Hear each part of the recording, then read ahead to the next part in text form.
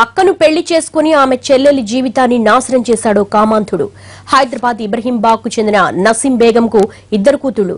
పెద్ద కూతురు భర్తైన సయ్యద్ అజ్జు పెళ్లైనప్పటి నుంచి అత్తగారింట్లోనే ఉంటున్నాడు.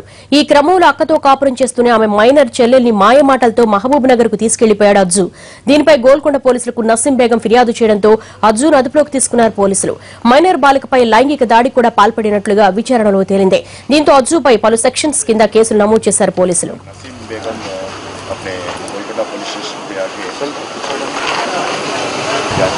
తీసుకొస్తే సయ్యద్ అజ్జుని విచారించగా సయ్యద్ అజ్జు అని కంప్లైనెంట్ వాళ్ళ అల్లుడు గత 1 year నుంచి అత్తగారింట్లో ఉంటూ ఆయన భార్య ఇద్దరు కలిసి ఉంటూ వాళ్ళ మరదలు అస్మా బేగము ఏజ్ అబౌట్ 17 years ఆమెని లైంగికంగా వశపరుచుకొని ఆమె మీద కొద్దిగా అత్యాచారం చేయడం జరిగింది. దాని ద్వారా మేము ఆ అమ్మాయి స్టేట్మెంట్ రికార్డ్ చేసి కేసు రిజిస్టర్ చేశాము.